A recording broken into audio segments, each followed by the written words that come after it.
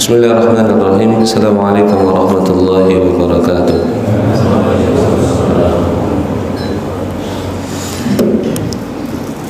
Innal hamdalillah nahmaduhu wa nasta'inuhu wa nastaghfiruh wa na'udzu billahi min shururi anfusina wa sayyiati a'malina.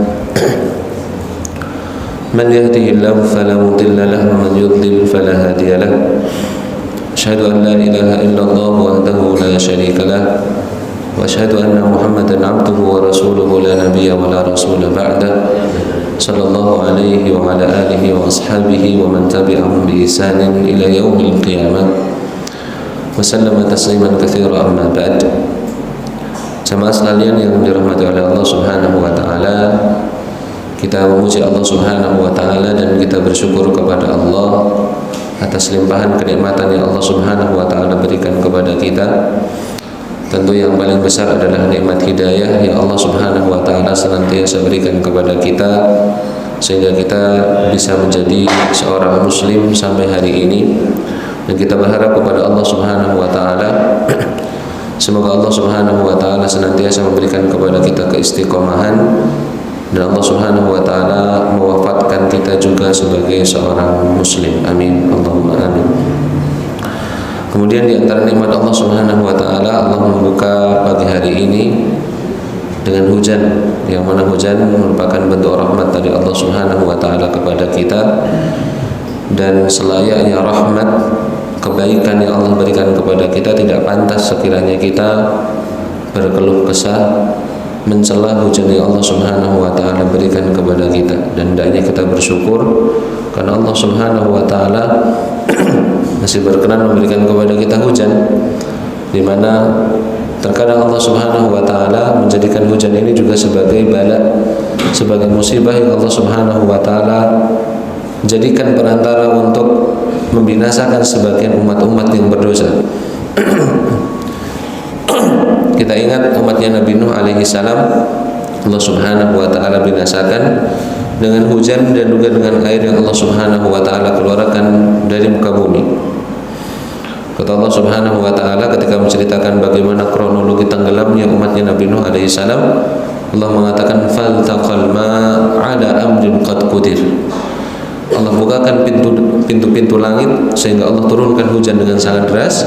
Kemudian Allah pancarkan mata air dari bumi, air dari langit, air dari bumi bertemu untuk satu urusan yang telah ditakdirkan, yaitu membinasakan kaumnya Nabi Nuh alaihi salam. Kemudian Allah Subhanahu wa taala juga menjadikan hujan untuk membinasakan kaumnya Nabi Lut alaihi salam. Tetapi berbeda dengan hujan yang kita rasakan, Allah Subhanahu wa taala menjadikan hujan bagi mereka adalah hujan batu. Sehingga selama hujan itu masih air, harusnya kita masih bersyukur kepada Allah Subhanahu wa taala. Kemudian termasuk nikmat Allah Subhanahu wa taala yang kita rasakan pada hari ini, kita sudah berada di bulan apa nih? Bulan Sya'ban atau bulan Ruwah? Sama ya. Kalau orang Islam atau kalau orang Arab menyebutnya bulan Sya'ban, adapun orang Jawa umumnya menyebutnya dengan bulan Ruwah.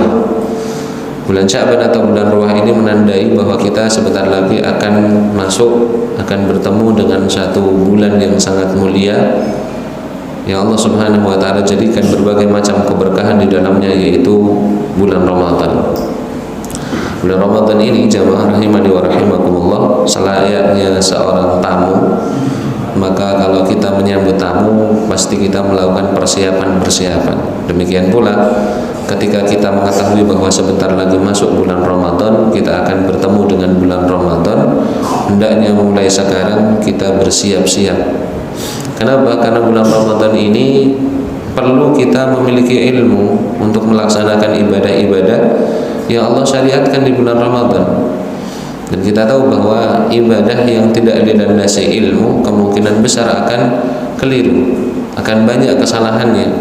Dan ketika ibadah itu salah, tidak sesuai dengan yang dicontohkan oleh Nabi Muhammad SAW, maka sudah bisa dipastikan ibadah itu tidak akan diterima oleh Allah Subhanahu wa taala.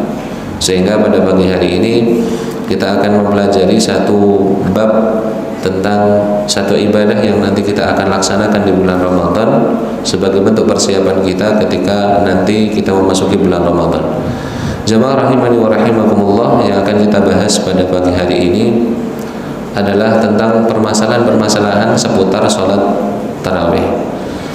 Dan sholat tarawih ini adalah ibadah yang paling ikonik, yang paling masyhur ketika kita melakukan atau ketika kita masuk bulan Ramadan selain puasa Ramadan. Pasti seorang muslim tidak asing dengan istilah sholat tarawih. Tetapi faktanya banyak praktek sholat tarawih di masyarakat yang belum pas, yang belum sesuai dengan tuntunan Nabi Shallallahu Alaihi Wasallam. Maka pada pagi hari ini kita akan belajar bersama tentang apa itu sholat tarawih, kemudian bagaimana seorang muslim melaksanakan sholat tarawih, termasuk juga masalah-masalah yang sering timbul berkaitan dengan sholat tarawih. Yang pertama, jamaah rahimani wa rahimakumullah, apa itu sholat tarawih? Nah, apa itu sholat tarawih? Ini menjadi penting untuk kita ketahui, karena dari definisi sholat tarawih ini banyak kaum muslimin yang melakukan kesalahan dalam praktek sholat tarawih di masjid-masjid mereka. Secara bahasa, tarawih itu berasal dari kata tarwiha, yang artinya istirahat sekali. Artinya istirahat setelah melakukan sesuatu, istirahat sekali, kemudian melakukan sesuatu lagi, kemudian istirahat lagi. Di tarawih dari kata tarwihah yang maknanya adalah istirahat. Nah, dari pengertian bahasa ini kita akan terbayang bagaimana fenomena pelaksanaan sholat tarawih di masyarakat. Biasanya sholat tarawih yang ada di sekitar kita, wallahu alam kalau di masjid ini, tapi apa yang sering kali saya dapati ketika sholat tarawih, biasanya sholat tarawih itu santai atau ngebut. Biasanya ngebut nih rata-rata nih. Pasti request jamaah ketika sholat tarawih pengennya lama atau cepat. Padahal kalau kita lihat dari segi bahasa, tarawih itu maknanya istirahat. Pertama, yang namanya istirahat itu biasanya dilakukan setelah kita melakukan satu pekerjaan, satu perbuatan yang melelahkan. Ini menunjukkan bahwa sholat tarawih itu memang waktunya relatif agak lebih lama, dan bacaan yang dibaca itu lebih panjang, sehingga memerlukan untuk istirahat di sela-sela salamnya. Yang pertama. Yang kedua, tidak ada ceritanya orang istirahat terburu-buru. Pasti orang istirahat pengennya nyantai. Nah, ini membantah praktek sholat tarawih yang ada di sekitar kita. Dari segi pengertian saja, kita akan dapati bahwa ternyata banyak di antara praktek sholat tarawih kita, di antaranya adalah praktek sholat tarawih yang ngebut, yang tidak sesuai dengan makna tarawih itu sendiri. Padahal tarawih itu maknanya adalah istirahat. Istirahat itu biasanya dilakukan setelah seseorang melakukan satu perbuatan yang melelahkan, satu perbuatan yang membuat dia itu capek, kemudian dia butuh istirahat. Nah, ini dari segi bahasa. Kemudian dari segi istilah, tarawih sendiri maknanya adalah sholat jamaah yang dilaksanakan pada malam-malam Ramadan, yang waktunya dilaksanakan setelah sholat isya. Jadi sholat tarawih ini sebenarnya masuk ke dalam golongan sholat malam, sholat lail. Bedanya apa? Kalau sholat lail atau sholat tahajud yang biasa kita lakukan bisa dilaksanakan di sepanjang waktu dan didahului dengan tidur terlebih dahulu. Adapun sholat tarawih umumnya dilaksanakan, prakteknya yang dilakukan oleh para ulama, dilakukan langsung setelah sholat isya, dan sholat tarawih ini hanya khusus dilakukan di bulan Ramadan. Jadi sholat tarawih ini masuk ke dalam golongan sholat malam, sholatul lail. Hanya bedanya pelaksanaannya setelah sholat isya, tidak didahului dengan tidur terlebih dahulu. Walaupun sebenarnya kalau seandainya didahului dengan tidur itu pun tidak masalah, dan masih bisa disebut sebagai sholat tarawih. Kemudian sholat tarawih ini hanya khusus dilakukan di bulan Ramadan. Demikian pula dinamakan tarawih. Apa sebabnya? Kata Imam Ibnu Hajar Al-Asqalani dalam kitabnya Fathul Bari, dinamakan sholat tarawih karena dahulu para salaf, para ulama terdahulu, mereka melakukan sholat tarawih ini dengan lamanya berdiri. Nah, kembali ke pengertian tarawih tadi, butuh istirahat. Kenapa? Karena praktek yang dilakukan oleh para ulama terdahulu, mereka melakukan sholat tarawih dengan lamanya berdiri.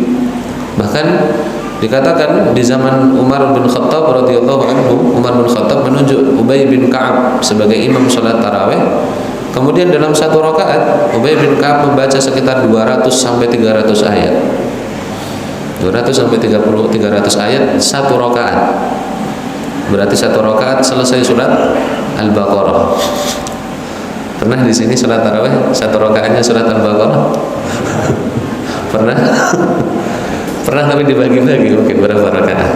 Nah, di zaman Umar bin Khattab salat tarawih itu terkenal memang dengan bacaannya yang panjang-panjang, sehingga apa? Mereka lama berdiri. Bahkan sebagian riwayat mengatakan saking lamanya mereka berdiri, mereka sampai salat dengan menggunakan tongkat, sampai bersandar dengan menggunakan tongkat. Dan ini diperbolehkan. Ini menunjukkan bahwa salat tarawih itu identik dengan rakaat yang panjang dan bacaan-bacaan yang panjang. Kemudian mereka beristirahat di setiap 2 kali salam atau 4 rakaat. Jadi praktek sholat tarawihnya para salaf atau para ulama terdahulu, mereka sholat tarawih dengan rakaat yang panjang, dengan qiraah yang panjang. Kemudian mereka akan beristirahat di antara 2 kali salam. Mereka melakukannya 2 rakaat salam, 2 rakaat salam, kemudian istirahat yang agak lama setelah itu. Setelah istirahat mereka melanjutkan lagi sesuai dengan nanti jumlah rakaat sholat tarawihnya. Ini mungkin sudah mulai ada yang komen, masuk rakaatnya tuh. Nanti kita akan bahas itu di belakang. Yang kedua, dalil pensyariatan sholat tarawih dan apa itu hukum dari sholat tarawih. Sholat tarawih hukumnya adalah sunnah muakkadah berdasarkan dalil hadis dari Nabi Shallallahu Alaihi Wasallam dan juga ijma para ulama. Abu Hurairah radhiyallahu anhu mengatakan, karena Rasulullah Shallallahu Alaihi Wasallam yuraqibu fi qiyam Ramadan min ghairi an ya'murahum fihi bi azimah. Rasulullah Shallallahu Alaihi Wasallam senantiasa memotivasi para sahabat untuk melakukan salat tarawih qiyam Ramadan, walaupun beliau tidak memerintahkannya secara tegas. Tidak memerintahkannya secara tegas di sini maknanya adalah Rasul Shallallahu Alaihi Wasallam mensunnahkan sholat tarawih, bukan mewajibkan. Rasul tetap mendorong, tetapi bukan dengan dorongan yang tegas. Ketika perintah itu tegas, maka maknanya adalah wajib. Tetapi ketika tidak tegas, maka maknanya ada sunnah. Menjadi sunnah muakkadah karena di sini Rasulullah selalu memotivasi sahabat untuk melakukan qiyam Ramadan. Kemudian beliau mengatakan, man qama ramadhana imanan wa ihtisaban ghufira lahu ma taqaddama min dhanbi.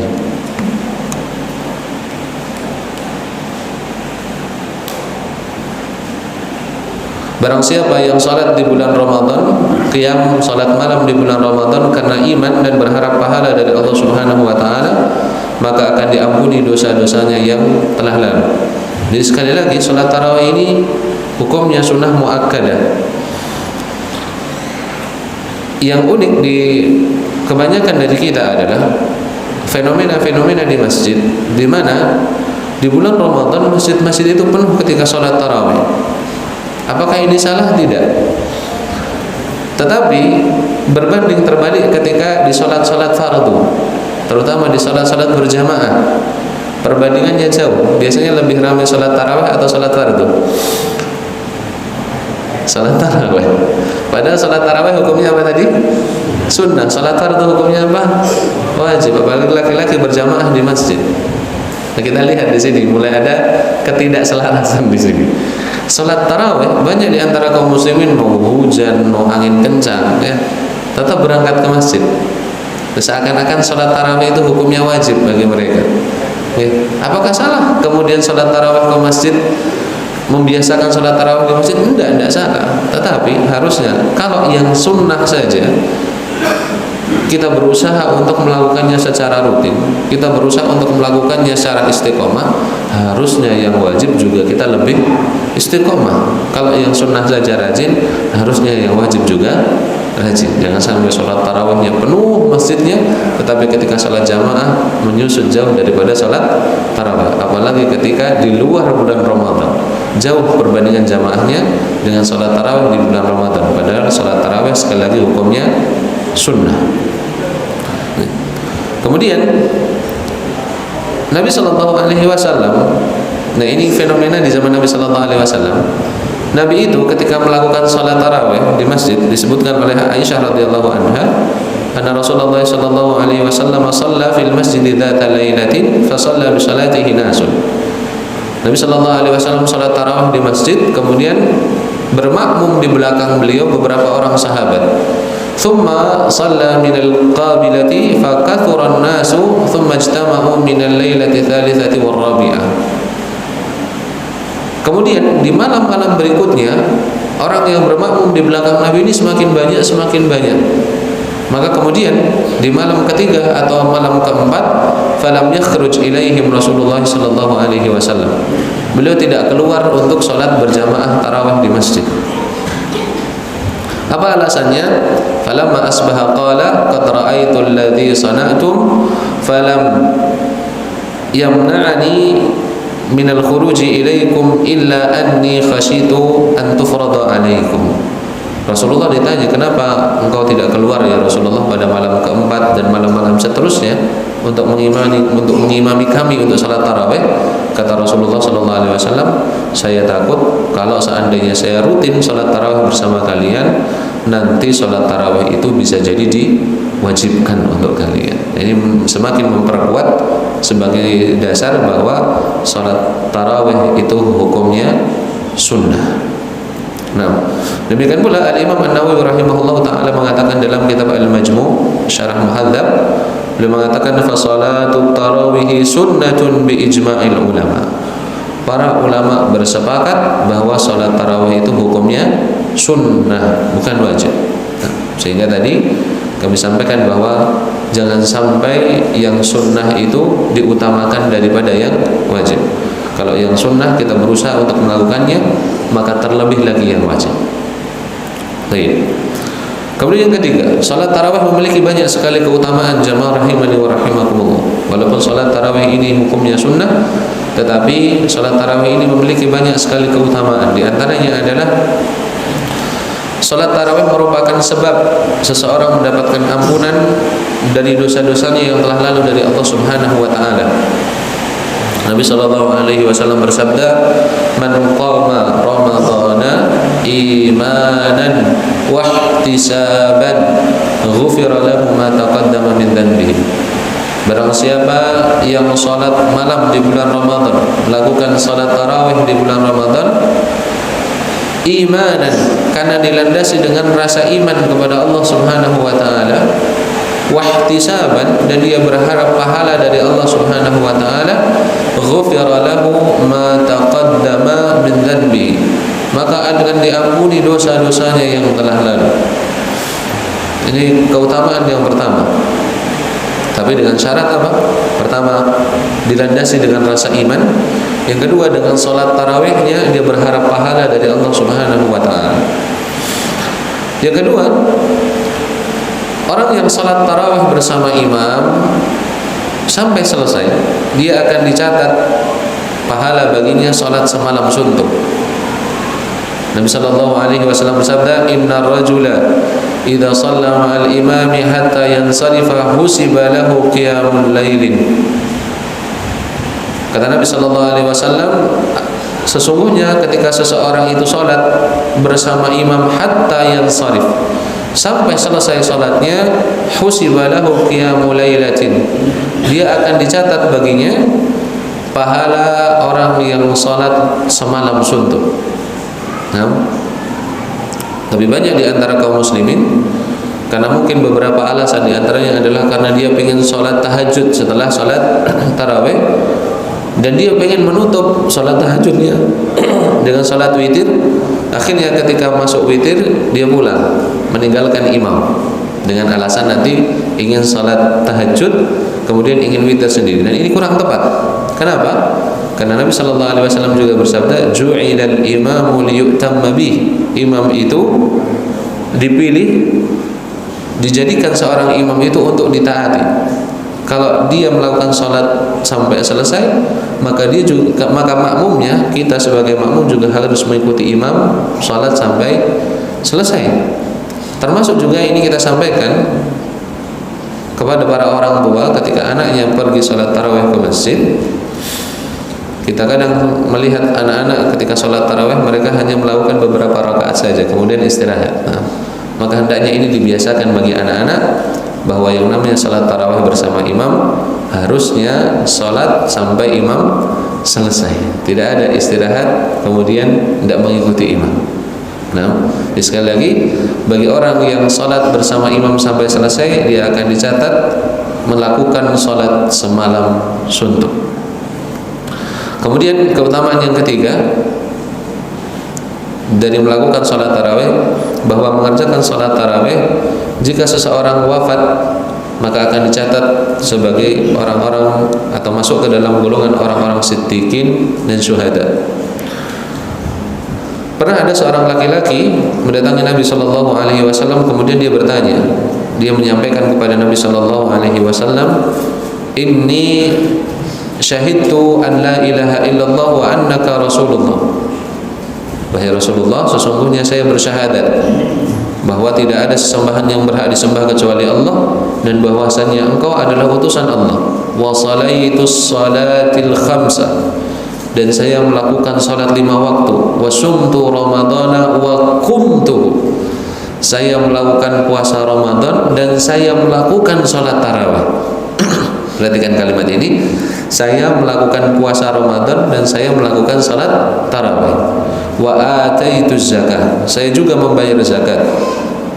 Maka kata Rasulullah SAW ketika mendengar perkataan laki-laki ini, beliau mengatakan, "Man mata ala hada kana minas siddiqina wasyuhada." Barang siapa yang meninggal dan dia melaksanakan amalan-amalan ini, maka dia termasuk golongan siddiqin dan syuhada. Jadi orang-orang yang ketika bulan Ramadan dia merutinkan untuk melakukan salat tarawih, kemudian dia meninggal dengan amalan-amalan ini, dia termasuk dicatat sebagai golongannya para siddiqin dan para syuhada. Baik. Kemudian jamaah rahimani wa rahimakumullah, berikutnya, kapan salat tarawih itu dilaksanakan? Para ulama mengatakan salat tarawih itu dilaksanakan setelah salat Isya. Salat tarawih dilakukan setelah salat Isya. Dan maksud dari kalimat setelah salat Isya di sini tidak harus setelah salat Isya langsung. Misal setelah salat Isya ada tenggang waktu, kemudian misal ada setengah jam atau 1 jam, setelah itu baru melaksanakan salat tarawih, bisa. Yang penting adalah waktu salat tarawih itu dilaksanakan setelah melakukan salat Isya. Al-Imam Ibnu Taimiyah rahimahullah ta'ala mengatakan, "Fama kana al-a'immatu yusallunaha illa ba'da al-isya'i ala ahdi an-nabi sallallahu alaihi wasallam." Para imam tidak melakukan salat tarawih kecuali setelah salat Isya sebagaimana dilakukan di masa Nabi sallallahu alaihi wasallam. Wa khulafa'ir rasyidin, demikian pula khulafa'ir rasyidin yang 4, Abu Bakar, Umar, Utsman, Ali, mereka juga melakukan salat tarawih setelah mereka melakukan salat Isya. Wa 'ala dzalika a'immatul muslimin, demikian pula para imam-imam terdahulu mereka juga melakukan salat tarawih setelah salat Isya. La yu'rafu an ahadin annahu ta'ammada salataha qabla al-isya'i fa inna hadhihi tusamma qiyam Ramadan. Tidak ada satupun dari para ulama yang melakukan salat tarawih sebelum salat Isya. Jadi kesimpulannya adalah salat tarawih itu dilaksanakan setelah melakukan salat Isya. Terlepas apakah setelah salat Isya langsung ataukah ada jeda beberapa waktu sebelum melakukan salat tarawih. Jadi tidak harus setelah salat Isya langsung. Waktunya fleksibel. Yang penting selesai melakukan salat Isya. Dan ini kita dapati di sebagian masjid seakan-akan salat tarawih itu harus dilakukan setelah salat Isya dan berhubungan atau bersambung dengan salat Isya. Dan ini semakin menjadi menyusahkan adalah ketika nanti kita menunggu keputusan dari pemerintah ketika penentuan sidang isbat Ramadan. Biasanya ada beberapa masjid itu yang karena memang sudah berpatokan dengan kalender, dengan tanggalan, gitu. Kemudian setelah salat Isya buru-buru salat tarawih. tanpa menunggu keputusan dari pemerintah kapan bulan Ramadan. Akhirnya ketika mereka sudah sholat tarawih, ternyata pemerintah mengumumkan bahwa bulan Ramadan atau bulan Sya'ban digenapkan 30 hari. Akhirnya apa? Sholat tarawihnya tidak sah. Kenapa? Karena pemerintah mengumumkan bahwa Ramadannya masih selang 1 hari lagi. Nah, makanya ini perlu kita perhatikan bahwa ketika selesai melakukan sholat isya tidak harus, walaupun seandainya selesai sholat isya, sholat sunnah langsung sholat tarawih tidak apa-apa. Nah, tapi seandainya pun setelah sholat isya masih ada jeda waktu, misal untuk menunggu keputusan dari pemerintah sidang isbat, misal kapan Ramadan, itu bisa seperti itu. Jadi tidak harus selesai sholat tarawih, selesai sholat sunnah langsung sholat setelah selesai sholat isya, sholat sunnah langsung sholat tarawih. Tidak harus seperti itu. Boleh ada jeda waktu. Nah, kemudian berkaitan tentang tempat di mana sholat tarawih itu dilaksanakan, perlu dipahami jamaah rahimani wa rahimakumullah bahwa sholat tarawih bisa dilaksanakan dimanapun, bisa dilaksanakan di rumah ataupun di masjid, dan semuanya sah. Adapun dalam hal ini para ulama berbeda pendapat di mana tempat yang lebih afdal untuk melaksanakan sholat tarawih. Apakah di rumah yang lebih afdal, apakah di masjid yang lebih afdal? Sebagian ulama ada yang mengatakan sholat tarawih lebih utama dilakukan di rumah. Nah, apa dalil mereka atau apakah dasar mereka yang mengatakan kalau sholat tarawih itu lebih afdal dilakukan di rumah? Tadi kita sudah tahu bahwa sholat tarawih hukumnya apa? Sunnah.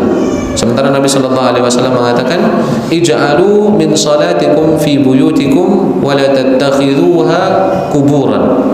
Jadikanlah sebagian sholat sunnah kalian di rumah, dan jangan jadikan rumah-rumah kalian itu seperti kuburan. Artinya Nabi Shallallahu Alaihi Wasallam umumnya melakukan sholat sunnah itu di rumah. Sebagian sholat sunnah beliau lakukan di rumah, sehingga para ulama mengatakan yang namanya sholat sunnah itu lebih utama dilakukan di rumah. Dan karena sholat tarawih ini sunnah, maka sholat tarawih ini lebih utama dilakukan di rumah. Ini pendapat pertama. Kemudian pendapat kedua, sebagian dari para ulama mengatakan sholat tarawih lebih utama dilakukan di masjid. Kenapa? Karena di zaman Umar bin Khattab, kita tahu bahwa di zaman Umar bin Khattab melihat fenomena orang-orang yang sholat dan mereka membuat jamaah sendiri-sendiri, dan itu di dalam masjid. Jadi orang-orang sholat di dalam masjid, tetapi mereka membuat jamaah-jamaah sendiri, padahal masih dalam satu masjid, tapi jamaahnya sendiri-sendiri. Nah, dari hadis ini kita akan tahu bahwa walaupun kita tidak melihat jamaah yang sendiri-sendirinya, tetapi walaupun mereka sholat dengan jamaahnya mereka sendiri-sendiri, mereka tetap melakukannya di dalam masjid. Nah, ini menunjukkan bahwa sholat tarawih itu memang sejak dulu dilakukan oleh para sahabat, terlepas dari mereka melakukannya sendiri-sendiri atau dengan jamaah sendiri-sendiri, mereka telah tetap melakukannya di masjid. Sehingga sebagian ulama mengatakan sholat tarawih lebih utama untuk dilakukan di masjid. Dan ini menurut kami pendapat yang lebih rajih, bahwa sholat tarawih lebih utama dilakukan di masjid. Adapun untuk masalah sah atau tidaknya sholat tarawih sah dilakukan dimanapun tempat, ya, termasuk di rumah. Dan ini menjadikan motivasi bagi kita bahwa seandainya mungkin kita tidak bisa sholat tarawih di masjid karena hujan atau karena halangan yang lain, kita bisa sholat di rumah. Karena umumnya biasanya kalau kita tidak sholat tarawih di masjid, sholat tarawih di rumah atau tidak? Sholat tarawih di rumah atau tidak? Iya, sebagian, tidak sebagian. Kenapa? Karena sunnah, Ustaz. Padahal bisa dilakukan di rumah. Misal bapak-bapak nanti imami istrinya dan anak-anaknya melakukan sholat tarawih, ya sekali-kali bapak-bapak jadi imam tarawih lah, minimal untuk apa? Untuk keluarganya, ketika tidak bisa jadi imam di masjid. Nah, jadi sekali lagi menunjukkan bahwa sholat tarawih ini sunnah muakkadah, sunnah yang sangat ditekankan. Seandainya pun kita tidak bisa pergi ke masjid, kita bisa melakukan sholat tarawih di rumah. Demikian pula, misal ada sebagian orang yang dia itu pekerjaannya pas ketika waktu sholat tarawih dan tidak bisa meninggalkan tempat kerjanya untuk pergi ke masjid melaksanakan sholat tarawih berjamaah. Misal ada petugas jaga yang dia harus nunggu di pos jaga dan tidak bisa pergi kemana-mana. Dia bisa melakukan salat tarawih di pos jaganya. Bahkan sebagian ulama mengatakan boleh melakukan salat tarawih itu sendirian, walaupun yang tetap dan lebih utama adalah berjamaah. Nah, ini menunjukkan bahwa salat tarawih itu bisa dilakukan di masjid, bisa dilakukan di selain masjid. Tetapi yang lebih utama, wallahu alam, yang lebih utama adalah di masjid. Nah, kemudian yang keenam, jumlah rakaat salat tarawih. Ini yang sering menjadi perdebatan di antara kita. Mana rakaat yang lebih afdal? Jadi setidaknya ada 3 poin. Walaupun di balik ini semua masih ada riwayat-riwayat yang lain yang menyebutkan jumlah rakaat salat tarawih. Yang pertama adalah riwayat dari Aisyah radhiyallahu anha, beliau mengatakan, "Makana yazidu fi Ramadhana wa la fi ghairihi ala 11 raka'atan." Rasulullah itu ketika bulan Ramadan tidak pernah salat tarawih lebih dari 11 rakaat. Dan ini baik di bulan Ramadan ataupun di selain bulan Ramadan, baik salat tarawih ataupun salat tahajudnya beliau. Aisyah mengatakan Rasul hanya salat tarawih paling banyak berapa? 11. Kalau di sini berapa? 11. Berarti ikut hadis yang pertama ini. Kemudian di riwayat yang lain dari Ibnu Abbas radhiyallahu anhu, beliau mengatakan, "Kana salatun Nabi sallallahu alaihi wasallam 13 raka'atan, yakni bil lail." Kata Ibnu Abbas, Nabi itu kalau salat malam termasuk salat tarawih sampai 13 rakaat. Jadi 13 rakaat ini termasuk salat witirnya juga ya. Jadi di hadis Aisyah tadi sebutkan 11, itu juga termasuk salat witirnya. Ibnu Abbas mengatakan 13, Aisyah mengatakan 11. Dan dua-duanya ini hadis riwayat Bukhari dan Muslim, yang mana tidak perlu kita tanyakan ini sahih atau tidak. Kemudian As-Sa'ib bin Yazid mengatakan, dan ini riwayat dari Al-Imam Malik dalam Al-Muwatta, Amara Umar bin Al-Khattab Ubay bin Ka'b wa Tamim ad-Dari an yakuma lin-nasi bi 11 raka'atan. Umar bin Khattab pernah menyuruh Ubay bin Ka'ab dan Tamim ad-Dari. Ubay bin Ka'ab dan Tamim ad-Dari ini imam salat tarawih pokok yang ada di zaman Umar. Nah, yang kami sebutkan tadi, kalau baca satu rakaatnya 200 sampai 300 ayat. Beliau memerintahkan Ubay bin Ka'ab dan Tamim ad-Dari untuk salat tarawih sebanyak 21 rakaat. Jadi beda-beda ternyata riwayatnya. Ada yang 11, ada yang 13, ada yang 21 rakaat. Nah, terus yang benar yang mana? Sebelum kita bicara yang benar yang mana, kita akan lihat. Kalau tadi kita lihat dari riwayat hadisnya, kita sekarang lihat praktek dari para fuqaha, dari para imam-imam madhab. Madhab Hanafi, mereka melakukan salat tarawih 20 rakaat. Kita bicara salat tarawihnya saja, belum witirnya. Nah, karena witir nanti bisa 1, bisa 3, bisa 5, bisa 7, bisa 9. Nanti kita akan pelajari bagaimana prakteknya. Kemudian madhab Maliki, madhabnya Imam Malik, mereka melakukan salat tarawih bahkan sampai 36 rakaat. Karena Imam Malik melihat praktek penduduk tinggal di Madinah, dan beliau dapati orang-orang Madinah terdahulu, para ulamanya melakukan salat tarawih sebanyak 36 rakaat. Madhab Syafi'i 20 rakaat, madhab Hambali juga sama, 20 rakaat. Maka sebenarnya kalau kita lihat pendapat pokok dari masing-masing madhab, mayoritas ulama madhab mereka mengambil pendapat bahwa salat tarawih itu 20 rakaat.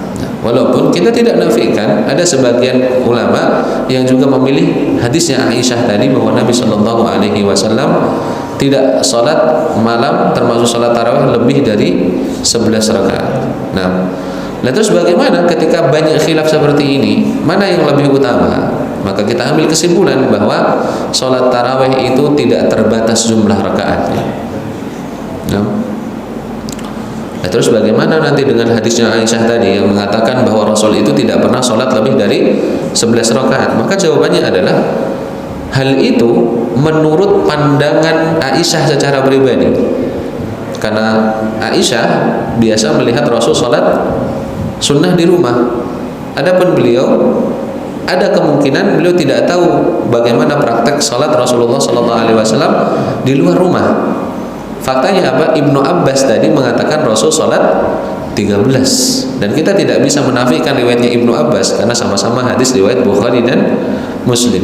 Sehingga hadisnya Aisyah tadi, menurut pandangannya Aisyah, selama yang Aisyah dapati dari Rasul itu tidak pernah sholat lebih dari 11 rakaat. Tapi itu tidak menutup kemungkinan di tempat lain di luar rumah Rasul sholat lebih dari 11 rakaat. Sehingga para ulama mengatakan sholat tarawih itu tidak terbatas jumlah rakaatnya. Al-Imam Ibnu Taimiyah mengatakan was-shawabu anna dzalika jami'ahu hasanun. Kata beliau, yang benar adalah semua riwayat tadi benar, bisa dipraktekkan semua. Nah, fayakunu taktsirur rakaati wa taqliluha bihasabi tulil qiyami wa qasrihi. Maka banyak dan sedikitnya rakaat tergantung lama dan tidaknya berdiri. Nah, ini menjadi hal yang bisa kita pakai sebagai standar, bahwa banyak dan sedikitnya rakaat itu tergantung dengan lamanya berdiri. Maksudnya bagaimana? Kalau bacaan yang dibaca imam itu relatif panjang, maka rakaatnya disedikitkan. Tapi kalau bacaan yang dibaca imam itu pendek-pendek, maka rakaatnya diperbanyak. Jadi sebagian ulama mengatakan seperti itu. Ya.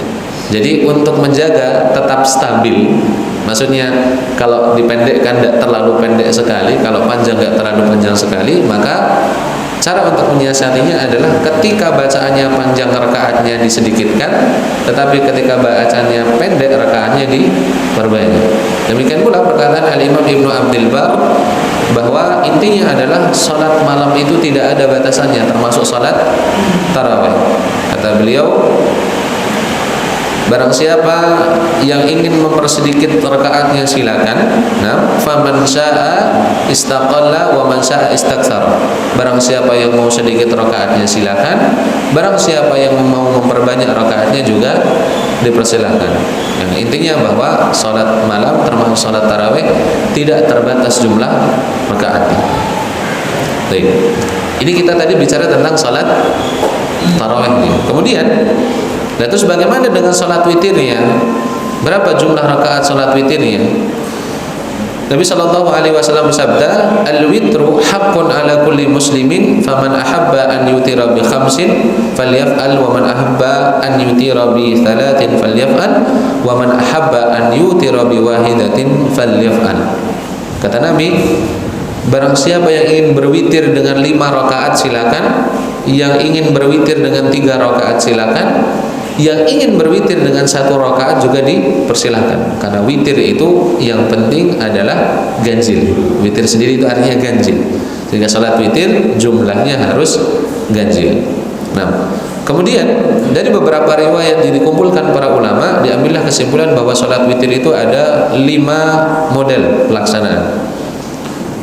Yang hadis yang di depan tadi hanya 1 riwayat, tapi masih ada beberapa riwayat yang lain yang menyebutkan tentang tata cara sholat witir, bahwa sholat witir itu tidak harus 3 rakaat, tapi bisa dilakukan dengan berbagai macam cara. Yang pertama bisa witir dengan 1 rakaat, yang kedua bisa witir dengan 3 rakaat, yang ketiga bisa 5 rakaat, bisa 7 rakaat, bahkan bisa 9 rakaat. Kalau witir dengan 1 rakaat bagaimana caranya? Ya sudah, tinggal sholat 1 rakaat kemudian langsung tahiyat dan salam, selesai. Adapun kalau witirnya dengan 3 rakaat, maka ada 3 model pelaksanaan. 1, bisa sholat 2 rakaat kemudian salam, lalu berdiri menambah 1 rakaat kemudian salam. Jadi 2, 1. Atau bisa juga witir 3 rakaat itu dilakukan sekaligus 3 rakaat sekali salam. Nah, adapun kalau witirnya 5 rakaat, bagaimana cara melakukannya? Umumnya dalam beberapa riwayat disebutkan, di antara riwayat Imam Muslim, Rasul ketika melakukan sholat witir 5 rakaat, beliau melakukan 5 rakaat sekaligus sekali salam. Kemudian witir dengan 7 rakaat. Bagaimana cara melakukannya? Rasul sallallahu alaihi wasallam ketika berwitir dengan 7 rakaat, beliau melakukan 6 rakaat terlebih dahulu, kemudian tasyahud awal, kemudian berdiri di rakaat ke-7, kemudian tasyahud akhir. Jadi untuk witir yang menggunakan 7 rakaat, ada tahiyat awal di rakaat ke-6, kemudian bangkit 1 rakaat, kemudian duduk tahiyat akhir, kemudian salam di rakaat ke-7. Adapun kalau witirnya 9 rakaat, maka sama seperti 7 rakaat tadi, melakukan 8 rakaat, kemudian tahiyat awal, kemudian berdiri di rakaat ke-9, kemudian at-tahiyat akhir. Tapi umumnya yang sering dipraktekkan adalah berapa rakaat biasanya? 3, umumnya 3. Nanti bisa divariasi mungkin ya. Yang 3 ini bisa ada 2 model. Bisa 2 rakaat salam kemudian ditambah 1 rakaat salam, atau bisa 3 rakaat sekaligus. Umumnya di tempat-tempat kita biasanya 3 rakaat sekaligus. Baik. Kemudian jamaah rahimani wa rahimakumullah, ada beberapa masail, ada beberapa masalah yang sering timbul atau sering terjadi ketika seseorang melakukan sholat tarawih. Di antara masalah yang sering muncul ketika pelaksanaan sholat tarawih, yang pertama, apakah ada zikir-zikir khusus yang disunnahkan untuk dibaca di antara salam sholat tarawih? Ada tidak bacaan-bacaan khusus? Kita katakan bacaan-bacaan khusus yang diajarkan oleh Nabi, yang harus dibaca atau disunnahkan dibaca di antara salam sholat tarawih. Maka jawabannya tidak ada zikir-zikir khusus yang dibaca setelah sholat tarawih atau setelah salam di setiap rakaat sholat tarawih. Nah, sehingga tidak ada zikir khusus yang dibaca oleh imam, dan juga tidak ada zikir-zikir khusus yang dibaca oleh makmum. Adapun kalau imam atau makmum ingin membaca zikir secara umum, misal dia ingin beristighfar, atau dia ingin mengucapkan subhanallah, alhamdulillah, atau dia ingin berzikir seperti berzikir setelah sholat fardu, maka itu dipersilahkan, dengan catatan itu semua bukan kesunnahan. Artinya tidak ada tuntunan secara khusus untuk membaca zikir-zikir tersebut. Kalau kita berzikir secara mutlak, kita baca misal astagfirullah, astagfirullah, tidak masalah, dengan catatan kita tidak meyakini ada kesunahan untuk mengucapkan zikir-zikir tadi. Artinya ada contoh dari Nabi Shallallahu Alaihi Wasallam untuk membaca zikir-zikir tadi. Ya, sekali lagi, kalau kita ingin berzikir secara umum boleh, tapi kalau mengkhususkan tidak boleh. Nah, kemudian masalah yang kedua, adakah seruan khusus sebelum melaksanakan sholat tarawih? Di sebagian masjid ada yang ketika sebelum imam melakukan sholat tarawih, ada satu orang yang biasanya bilang as-salatul jami'ah. Sebagian yang mengatakan seperti itu. Ada sebagian yang mengatakan sallu sunatat tarawihi, misal raka'ataini jami'atan rahimakumullah. Nanti makmum ada jawaban tersendiri. Nah, ada juga yang membaca sholawat, terkadang seperti itu. Nah, kita katakan bahwa antara satu rakaat dengan rakaat berikutnya, atau antara rakaat sholat tarawih, tidak ada seruan-seruan khusus yang harus dibaca. Nah, dan ini tidak didapati dari contoh-contoh yang dilakukan para salaf, tidak didapati juga dari hadis-hadis Nabi Shallallahu Alaihi Wasallam kalau ada seruan-seruan khusus yang harus diucapkan sebelum melaksanakan sholat tarawih, seakan-akan itu bagian dari rangkaian ibadah sholat tarawih. Nah, itu sebagaimana Ustaz, kalau ingin mengingatkan makmum, ya sudah, kita ingatkan dengan bahasa yang mereka pahami. Misal imam setelah salam, kemudian imam bilang kepada makmum, mari kita melakukan sholat tarawih 2 rakaat. Selesai. Tidak harus dengan bacaan-bacaan khusus kalau memang fungsinya hanya sebatas untuk mengingatkan, karena seperti itu akan lebih mudah dipahami. Atau misal selesai sholat tarawih, agar makmum kemudian tidak salah, imam mengatakan kita sekarang sudah memasuki sholat witir, mari kita melaksanakan sholat witir. Tidak masalah seperti itu. Tidak harus dengan menggunakan bahasa Arab, tidak harus disertai dengan sholawat, tidak. Kalau sekali lagi fungsinya hanya sebatas untuk mengingatkan. Tapi ala kulli hal, tidak ada bacaan-bacaan khusus, seruan-seruan khusus yang disampaikan sebelum mendirikan sholat tarawih. Nah, kemudian masalah yang ketiga, apa hukum imam membaca dengan mushaf ketika mengimami jamaah sholat tarawih, dan juga apa hukumnya makmum menyemak bacaan imam dengan menggunakan mushaf. Nah, kita bicara ini ketika mereka sedang melakukan sholat. Nah, yang pertama, bagi imam, boleh tidak imam ketika mengimami jamaah dengan membawa mushaf atau membaca dari mushaf? Karena sekarang sudah ada mushaf tahajud, jadi mushafnya besar, ditaruh di depan, ada penyangganya seperti itu. Boleh tidak membaca dengan mushaf seperti itu? Kita katakan boleh. Tetapi yang lebih utama bagi seorang imam adalah membaca dari hafalannya. Nah, dan seandainya pun hafalannya tidak banyak, tidak harus dia paksakan untuk membaca ayat-ayat yang dia sendiri belum hafal. Cukup dengan ayat-ayat yang dia hafalkan saja, tidak perlu untuk mempersulit. Nah, atau mungkin sambil membaca mushaf, karena nanti akan kesulitan bagi dia untuk membolak-balikkan mushafnya. Kadang dibalik ternyata keliru yang dibalik, gitu kan. Tidak akan mempersulit bagi dia. Maka yang utama bagi imam adalah dia mengimami jamaah dengan hafalannya. Walaupun sekali lagi boleh ketika dia mengimami manusia dengan membawa mushaf. Dan ini pernah terjadi, dikatakan oleh Ibnu Abi Mulaikah bahwa Aisyah radhiyallahu anha punya budak yang namanya Dakwan. Kemudian Aisyah pernah diimami oleh budaknya, dan budaknya ini mengimami sambil membawa mushaf. Jadi bagi imam boleh untuk membawa mushaf, tetapi yang lebih utama adalah mengimami dari hafalannya. Yang pertama. Kemudian kedua, bagi makmum secara asal tidak boleh makmum membawa mushaf, karena tidak ada hajat bagi makmum untuk membawa mushaf. Tugas makmum adalah mendengarkan bacaan imam, selesai.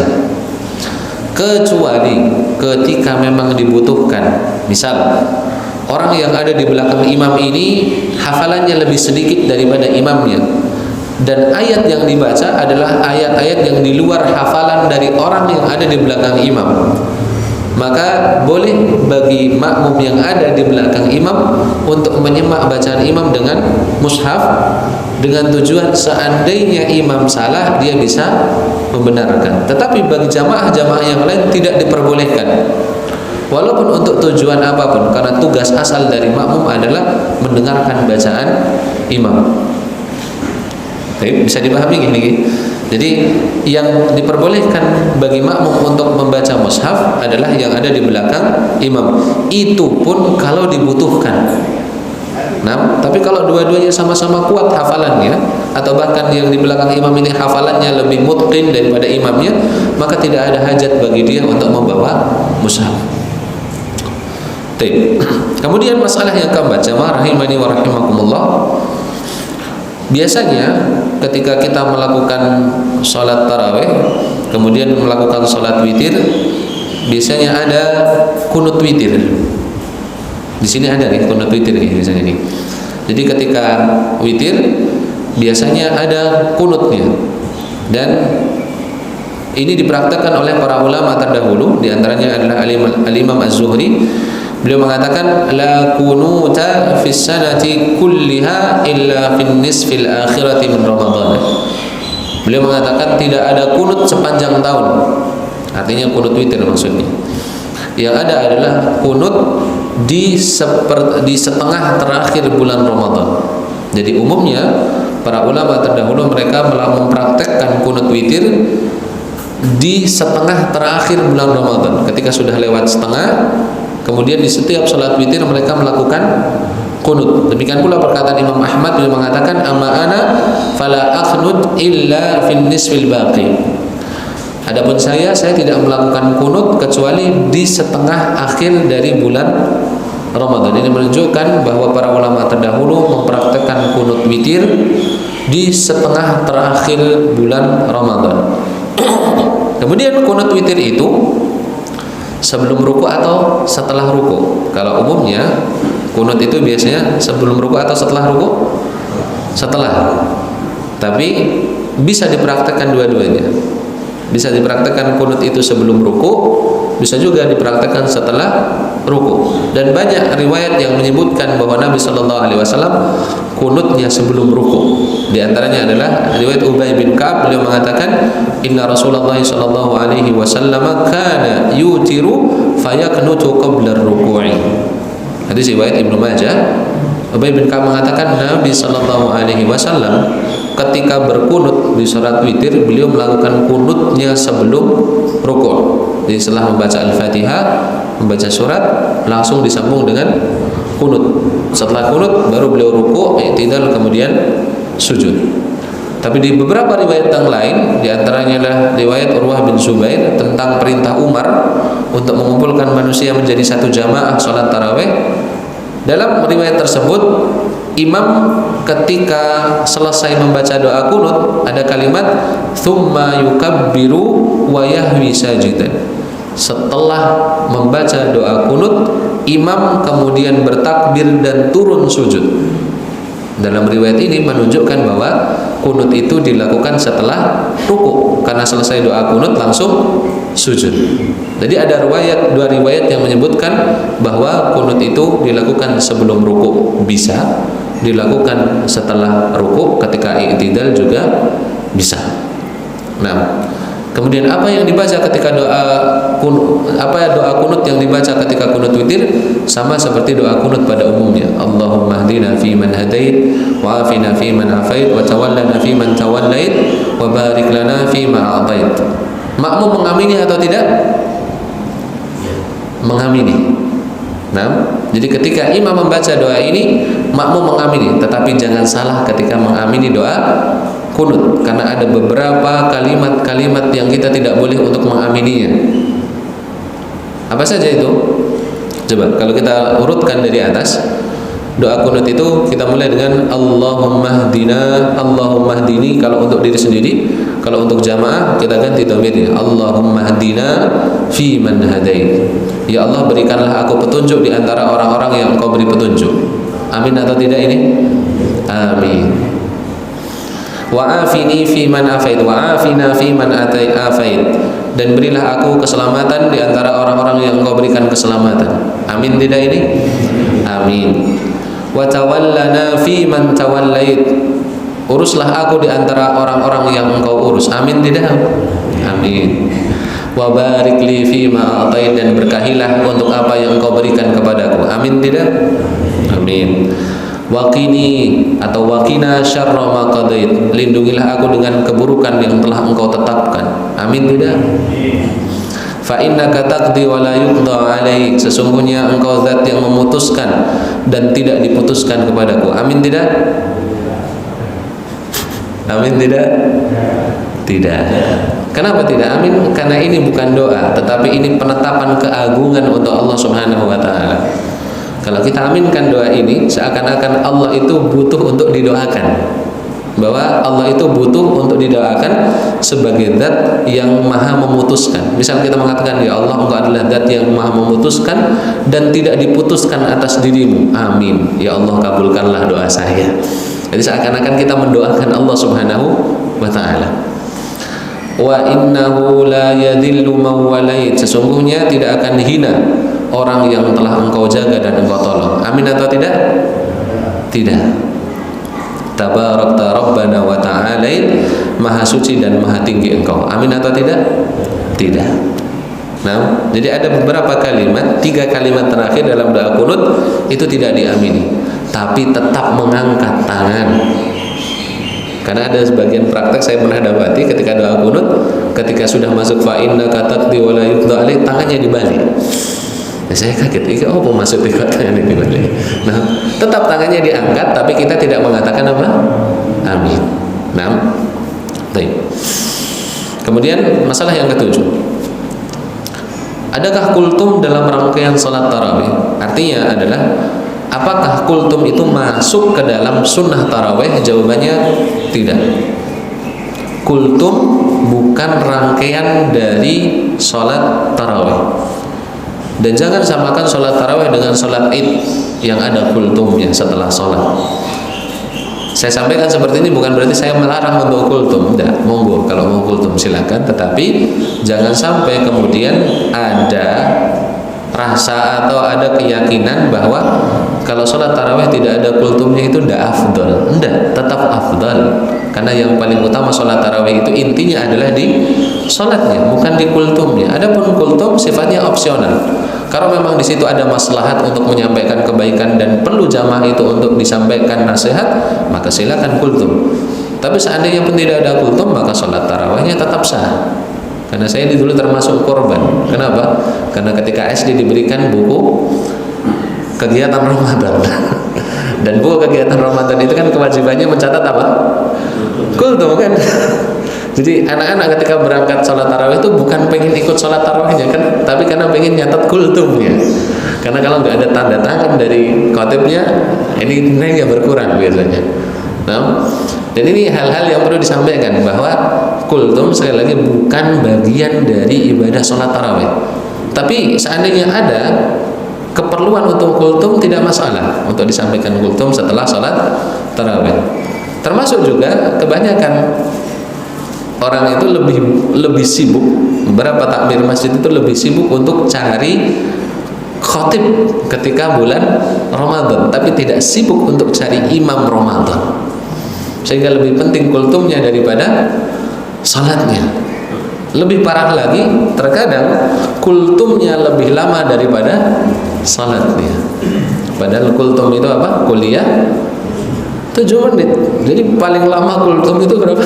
7 menit. Tidak boleh lebih dari 7 menit. Karena katanya kuliah 7 menit. Tapi kalau kultum itu sampai 1 jam, itu namanya kuliah terserah antum. Nah, bukan kuliah 7 menit.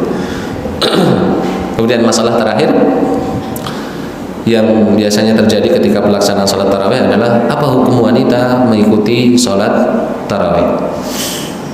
Nah, boleh tidak wanita datang ke masjid ikut sholat tarawih berjamaah? Jawabannya boleh, dengan 2 syarat. Pertama, dia diberikan izin oleh walinya atau suaminya bagi yang sudah menikah.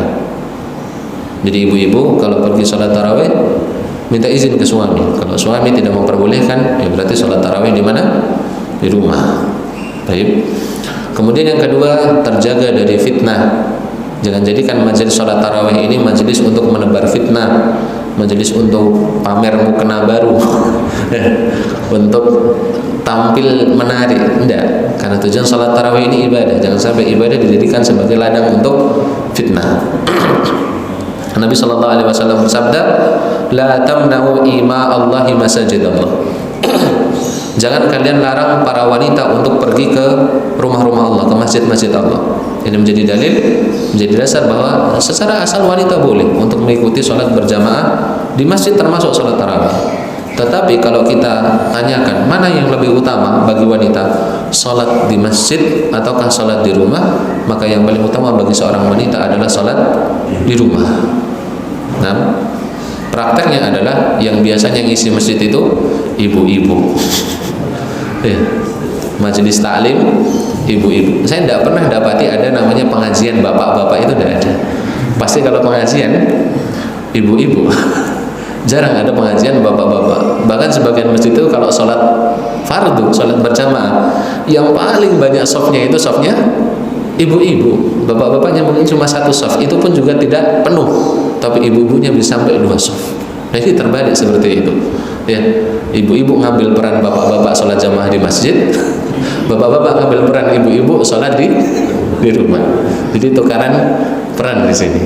Yang paling utama bagi seorang wanita adalah sholat di rumahnya. Nabi SAW bersabda, khairu masajidin nisa'i qur'u buyutihinna. Sebaik-baik masjid bagi seorang wanita adalah di dalam rumahnya. Termasuk ini juga berlaku untuk sholat tarawih. Ya, tetapi boleh, sekali lagi boleh bagi wanita untuk sholat tarawih di masjid dengan 2 syarat tadi. Atas izin suami atau walinya, kemudian tidak menjadi fitnah ketika pelaksanaan sholat tarawih. Ya, jamaah rahimani wa rahimakumullah, mungkin ini yang bisa kami sampaikan untuk pertemuan pagi hari ini. Semoga Allah Subhanahu wa taala mempertemukan kita dengan bulan Ramadan dan memberikan kepada kita kekuatan untuk beribadah secara maksimal sehingga amalan kita selama bulan Ramadan diterima oleh Allah Subhanahu wa taala. Amin. Sebelum kami tutup, barangkali ada yang ingin ditanyakan, kami persilakan. Fadhil. Assalamualaikum warahmatullahi wabarakatuh. Waalaikumsalam warahmatullahi wabarakatuh. Tadi ada sebuah hadis yang menyatakan jikalau kita misalkan melakukan sholat taraweh sampai imam selesai, berarti kita seperti sholat semalam suntuk. Sekarang praktek di lapangan. Kalau saya melihat misalkan di masjid besar, alun-alun masjid, dia menggunakan jumlah rakaatnya adalah 23. Nah, tetapi untuk jamaahnya itu kan bermacam-macam. Ada yang 8 rakaat kemudian mundur, dia ulang. Berarti kalau seperti ini kan tidak mendapatkan seperti yang ada dalam hadis tadi. Lah, apakah boleh misalkan 8 rakaat, karena dia memang biasanya dia yakinnya dengan 11 rakaat. 8 rakaat mundur, kemudian dia mungkin duduk di belakang. Setelah imam nanti berdiri witir, dia ikut witir. Bolehkah seperti itu? Ya, terima kasih. Assalamualaikum. Waalaikumsalam warahmatullahi wabarakatuh. Baik. Jadi ada kasus makmum itu biasa sholat taraweh 11 rakaat, imamnya 23. Maka mana yang harus diikuti atau bagaimana sikap makmum? Apakah dia tetap ikut yang 23 ataukah dia boleh mundur ketika sudah 11 rakaat nunggu imam masuk witir, kemudian dia berjamaah bersama imam ketika witirnya? Maka kita katakan yang lebih utama bagi dia adalah mengikuti imam secara sempurna. Karena hadis ini tadi berlaku untuk mereka yang mengikuti imam secara sempurna, tidak hanya ngambil depan dan belakangnya saja. Jadi kalau seandainya imam sholat 23 rakaat sementara kita biasanya 11 dan kita bermakmum di belakang imam yang sholatnya 23, apa yang harus kita lakukan? Ya kita sholatnya bersama imam 23. Karena sekali lagi ju'ilal imamu liyutamma bih. Pertama, imam itu harus diikuti. Kalau imamnya 23, ya sudah kita ikuti 23. Yang kedua, toh sholat tarawih itu tadi kita sudah sampaikan tidak ada batasan rakaatnya. Jadi seandainya kita biasanya 11, kok qadarullah kita berimam atau bermakmum di belakang imam yang 23 atau mungkin 29 mungkin, boleh kita ngikuti dia, boleh. Bahkan sunnahnya adalah kita mengikuti imam sampai selesai secara sempurna. Dan tidak tepat kalau kita kemudian 11, imamnya 23, sudah 11 rakaat kita mundur istirahat. Nah, mainan HP atau mungkin keluar gitu kan, atau mungkin baca Quran, kemudian kita baru nunggu imam ketika sholat witir. Ini kita katakan tidak tepat. Kalau kita sholat bersama imam dari awal, maka kita juga harus mengikuti imam. Termasuk mungkin gini prakteknya juga. Ketika sholat fardu, kita biasanya nggak kunut subuh. Kita dapat imam sholat subuh kunut, padahal biasanya kita tidak kunut. Apa yang harus kita lakukan? Apakah kita diam saja atau kita langsung rukuk sendiri? Apa yang harus kita lakukan? Ya kita juga ikut kunut pada waktu itu. Karena prakteknya para ulama, walaupun mereka tidak ikut kunut atau mereka tidak meyakini kesunahan kunut, ketika imamnya kunut, mereka juga angkat tangan. Ikut apa? Ikut kunut. Apalagi hanya dalam perkara sholat tarawih. Jadi yang paling utama adalah mengikuti imam secara sempurna. Mau dia berkeyakinan berapa rakaat terserah, tapi ketika imam menetapkan 1 rakaat, ya sudah, ikuti imam secara sempurna. Itu Allah a'lam. Mungkin tambahan kata. Sholat fardu tadi untuk kunut subuhnya. Apakah dalam hal ini kalau kita misalkan tidak mengikuti kunut, itu juga harus mengangkat tangan? Bolehkah kita tidak mengangkat tangan? Tapi ada beberapa tadi yang 3 terakhir kan tidak amin. Tapi yang awalnya hanya diaminkan dengan tanpa mengangkat tangan. Bolehkah seperti itu? Boleh atau tidak? Boleh sebenarnya. Boleh. Tapi yang afdal adalah ikut mengangkat tangan. Karena di antara adab berdoa adalah dengan mengangkat tangan.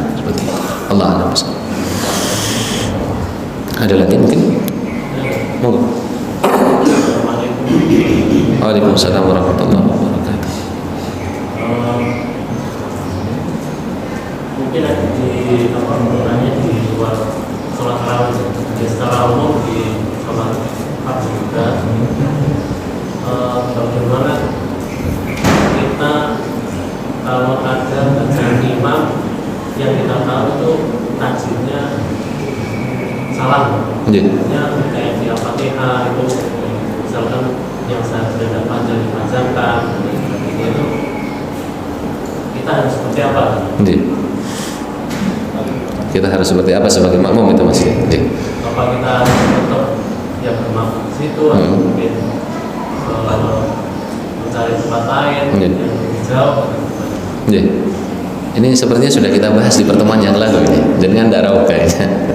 Tentang membaca surat Al-Fatihah, ketika imam itu salah, kita bicara tentang Al-Fatihah ya, karena yang pokok adalah Al-Fatihah. Ketika imam itu salah dalam membaca Al-Fatihah, sementara posisi kita sebagai makmum, apa yang harus kita lakukan? Kita lihat imamnya. Nah, ketika kesalahannya itu pertama, bukan kesalahan yang merubah arti. Karena kemarin sudah kita sampaikan, ada beberapa kesalahan-kesalahan yang ditoleransi selama tidak merusak arti, maka itu tidak masalah. Tetapi ketika kesalahannya itu sampai merubah arti dan kita tahu kalau itu salah, artinya kita paham bahwa yang dilakukan itu salah, dan ketika imam diingatkan dia tidak mau memperbaiki bacaannya, maka tidak boleh kita bermakmum di belakang orang tersebut, karena berarti bacaannya rusak. Ketika bacaan Al-Fatihah itu rusak, kita sudah sampaikan kemarin, maka sholatnya juga ikut rusak. Nah, lebih jauh lagi kita lihat juga, terus bagaimana dengan status makmum yang lain gitu. Kalau tadi kan kita bicara diri kita sendiri gitu, dan kita tahu bahwa imam itu bacaannya rusak sehingga sholatnya tidak sah. Lah bagaimana kasusnya kalau dengan orang lain? Kalau orang lain, kita lihat imamnya itu antara kualitas imam dengan makmum, apakah sama ataukah lebih baik makmumnya? Kalau kualitas bacaan makmum dan imam itu sama-sama rusak, kan? Dan kita bicara imam yang mereka sudah berusaha untuk memperbaiki bacaannya, tetapi tidak bisa, tetap salah dan kesalahannya fatal. Kemudian makmumnya selevel atau kualitasnya sama seperti imamnya tadi, maka kita katakan sholatnya makmum sah. Tetapi kalau kualitasnya si makmum itu bacaannya lebih baik daripada imamnya, maka sholatnya si makmum tidak sah. Dia keluar atau dia cari masjid yang lain, atau dia berusaha datang lebih awal ke masjid untuk jadi imam. Nah, jangan bisa seperti itu nanti ya. Jadi datang lebih awal ke masjid, bilang sama bapaknya, Pak, saya tak jadi imam saja. Nah, itu pun kalau tidak gegeran nanti. Karena biasanya gegeran setelah itu. Tapi seperti itu, Allah alam bisawab. Nah, jamaah rahimani wa rahimakumullah, kita tutup pertemuan kita pada pagi hari ini. Subhanakallahumma wa bihamdika, asyhadu an la ilaha illa anta, astaghfiruka wa atubu ilaik. Sallallahu ala nabiyyina Muhammad. Assalamualaikum warahmatullahi wabarakatuh.